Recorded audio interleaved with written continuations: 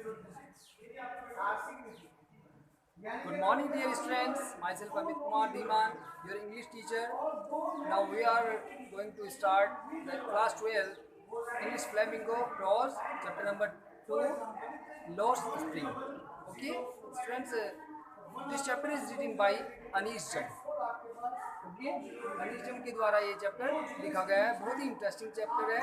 और इस चैप्टर में कई प्रकार की कई कहानियाँ अलग अलग बच्चों के बारे में बताया गया है, जो जिन्हें बहुत ही अपनी लाइफ में बहुत ज़्यादा स्ट्रगल करना पड़ा है।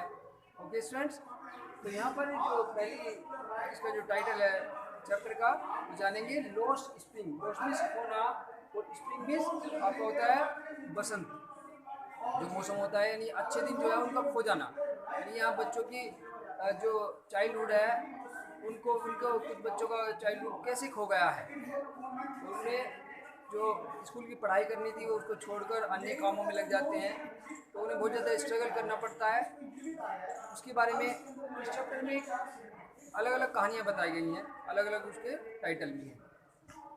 तो ये जो चैप्टर है वो अनीश जंग जो है एक राइटर है, फीमेल राइटर, तो उसने बहुत अच्छी प्रकार से इसको डिस्क्राइब किया है। अनीश जंग जो है, तो यहाँ पे क्या है कि इस चैप्टर में पहला जो पार्ट है आपका, समटाइम्स आई फाइंड ए रूपी इन ए गार्बेज, ये आपका टाइटल स्टार्ट होता है इस पहली स्टोरी का। कि इसका मतलब होता है कि कभी कभी जब मुझे कूड़े में से 1 रुपया मिलता है, गार्बेज कहते हैं कूड़ा, तो इससे पता लगता है कि एक कूड़ा बीनने वाले के बारे में बताया गया है, इसमें जो कूड़े में से सामान सर्च करता है, खोलता है। तो इसमें क्या है कि 2 टाइटल बताए गए, इसमें 2 कैरेक्टर बताए गए हैं। एक तो है आपका first character,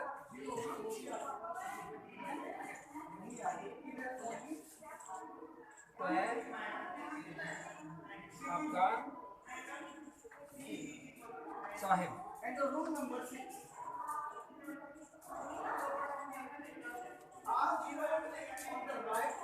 A boy. Next one is Anish Jung. Anish Jung. Okay, author.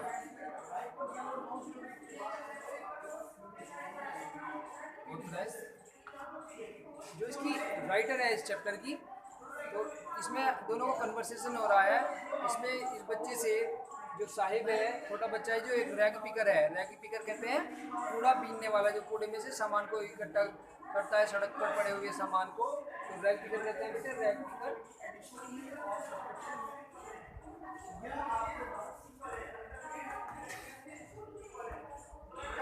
कूड़ा बीनने वाला। Okay students, now we start the chapter. Open your book.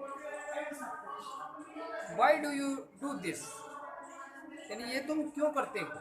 यानी यहाँ पर एनिश जंग जो है, एक छोटा बच्चा उसको दिखाई देता है, जो बहुत सारा कूड़ा कलेक्ट कर रहा था, कूड़े में से कुछ सर्च कर रहा था, तो उसका नाम था साहिब। तो उससे वो पूछ रही है ओके कि तुम why do you do this, तुम ये क्यों करते हो, ये काम क्यों करते हो। I asked Sahib whom I encounter every morning crouching for gold in the garbage dumps of my neighborhood.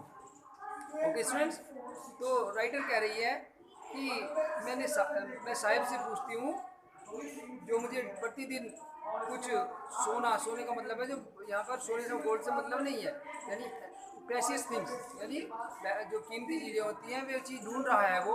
तो मैं उसको डेली देखती थी, जो कूड़े में से, गार्बेज में से कुछ ढूंढता रहता था, कीमती चीज़ें।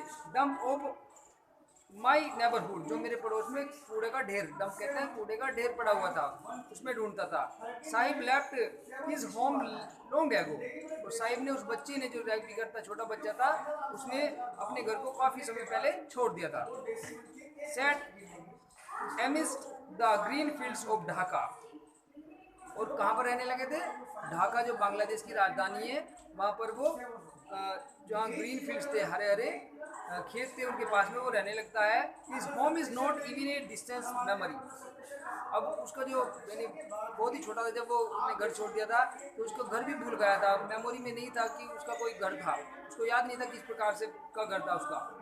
There were many storms that swept away their fields and homes, यानी बहुत सारे स्टॉर्म्स आए, तूफान आए, जिसने उसके जो फील्ड को, उसके जो खेत थे अपने, और उनके जो घर था, घरों को भी तोड़ दिया था। हिज मदर टेल्स हिम, यानी ये बात उसकी मदर उसको बताती है, उसको याद नहीं है। दैट्स वाई दे लेफ्ट, लेकिन उन्होंने इस घर को क्यों छोड़ा?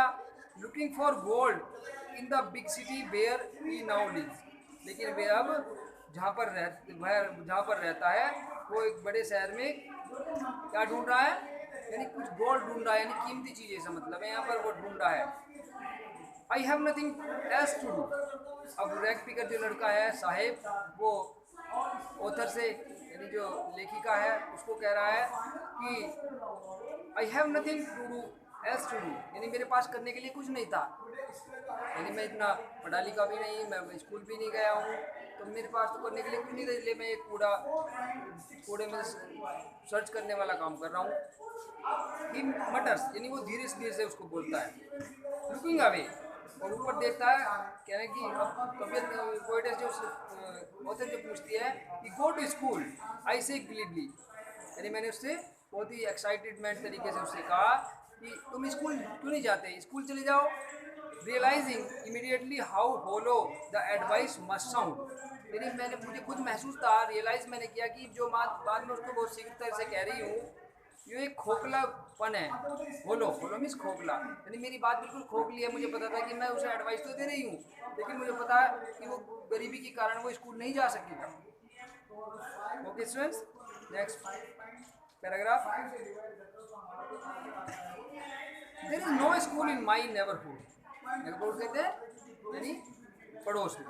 तो लड़के ने कहा कि मेरे पड़ोस में तो कोई स्कूल नहीं है। When they build one I will go, यानी वे कब बनाएंगे, वहाँ पे स्कूल कब बनेगा और मैं कब जाऊँगा। If I start a school will you come, I ask, यानी जो आपकी लेखिका है वो कह रही है कि अगर मैं स्कूल शुरू करूँ, मैं बनाऊँ चलाऊँ उसको, क्या तुम मेरे स्कूल में आओगे? हाफ जोकिंग, यानी मैं उसको मजाक सी करी उससे कि अगर मैं स्कूल बना लूँ तुम आओगे उसमें पढ़ने के लिए। Yes he says smiling broadly, यानी उस लड़की ने बहुत ज़्यादा स्माइल किया और कहा कि हाँ मैं आऊँगा, अगर आप स्कूल बनाती हो तो मैं आपके स्कूल में पढ़ने के लिए आऊँगा। A few days later I see him running up to me, यानी कुछ दिनों के बाद में जो लेखिका है वो कहती है कि वो लड़का जो था रैग पिकर था साहिब, तो फिर वापस आता है कि एक दिन दौड़ता हुआ उसके पास में, यानी मेरे पास में, कि is your school ready.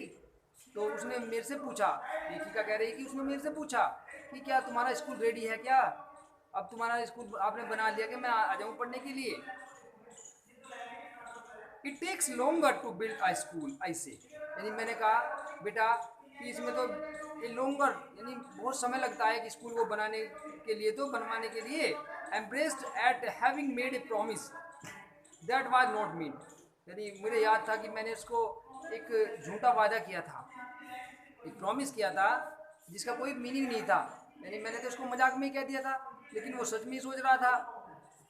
But promise is like mine abound in every corner of the bleak world, bleak कहते हैं एम्प्टी यानी खाली, लेकिन जो मेरा जिस प्रकार से मेरे जो वादा था उससे खाली बिल्कुल एक प्रकार का वादा था, उसके जीवन में पता नहीं ऐसे खाली वादे पता नहीं कितनी फील्ड में कितनी बातों में हो चुके थे।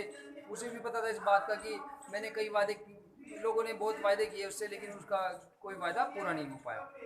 आफ्टर मंथ्स ऑफ नोविंग हिम, यानी काफ़ी महीनों से मैं उसको जानती आ रही थी, अब उसको रोज देखती थी। I ask him his name, तो मैंने उससे जो आपकी ऑथर है वो पूछ रही है ऑथर से कि मैंने उसका नाम पूछा, तो लड़के ने बताया साहिब ए आलम। ओके, साहिब ए आलम ही अनाउंसेस, तो लड़के ने कहा कि मेरा नाम साहिब ए आलम है। He doesn't know what is means, यानी वह नहीं जानता था कि उसके नाम का क्या मीनिंग होता है, इट मीन्स उसके नाम का क्या मतलब होता है, नहीं जानता था वो। If he new it's meaning Lord of the universe, यानी अगर उस लड़के को अपने नाम का, खुद के नाम का पता लग जाता, उसका अर्थ पता लग जाता, तो वो बहुत ज़्यादा ही एक्साइटेड होता है। जो जिसका नाम का अर्थ था लॉर्ड ऑफ यूनिवर्स, यानी विश्व के का भगवान, यानी सारी दुनिया का भगवान। He would have a hard time believing it, यानी अगर उसे पता लग जाता उसके नाम का अर्थ, तो उसे विश्वास करना बहुत ही मुश्किल होता। Unaware of what his name represents, he roams the streets with his friends, an army of barefoot boys.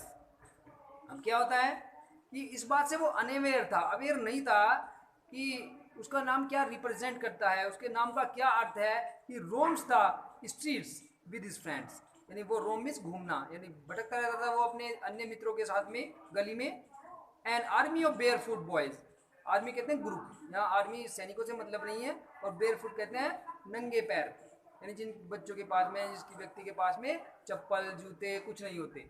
Okay students, तो उसके जो साथी थे वे नंगे पैर घूमते रहते थे। Who appear like the morning birds, ऐसे लगते थे जैसे कि सुबह सुबह जो पक्षी आपने देखे होंगे, बर्ड्स होती हैं, वो कुछ दान डाल देते हैं, धरती पे पड़े हुए होते हैं, तो वे नंगे पैर रहते हैं, तो चप्पल तो पहनते ही नहीं है, तो फिर क्या होता है, वे नंगे पैर ऐसे ही बर्ड्स घूमते रहते, उसके फ्रेंड्स भी ऐसे ही घूमते रहते थे बिना चप्पलों के।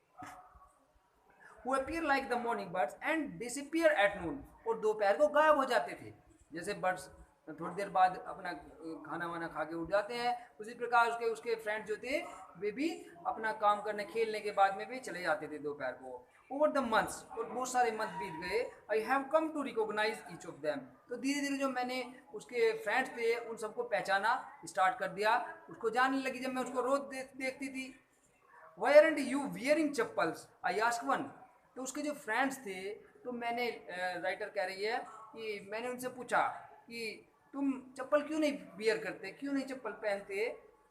My mother didn't bring them down from the shelf, he answer simply, तो उस एक बच्चे जिससे पूछा था राइटर ने, उसने उसने कहा, उसने अपना उसका उत्तर दिया उसकी बात का, कि मेरी मम्मी ने जो है, मेरी जो चप्पल थी वे शेल्फ में रखी हुई थी, अलमारी में रखी हुई थी, ठीक है, इसलिए उन्होंने उतार के नहीं दी मुझे। Even if she did not, did he will throw them off, अगर वो मुझे दे भी देती तो मैं उनको फेंक देता, इट मीन्स मैंने उनको नहीं पहनता। Ads another who is wearing shoes, अब उसके बाद में क्या हुआ, एक लड़का और था वहीं पर, ये पहले तो ये मिल गया जो नंगे पैर था, दूसरा एक बच्चा और दिखाई दिया राइटर को, wearing shoes that do not match, यानी ऐसे जूते पहन रहा था वो बच्चा जिसके जूते एक दूसरे से मैच नहीं कर रहे थे, इट मीन्स दोनों जूते एक और कलर का था और दूसरा वाला दूसरा था। When I comment on it, जब मैंने राइटर कह रही कि जब मैंने इसके ऊपर कमेंट किया, he shuffles his feet and says nothing, उसने अपने एक पैरों को एक दूसरे से ढक लिया, सफल किया,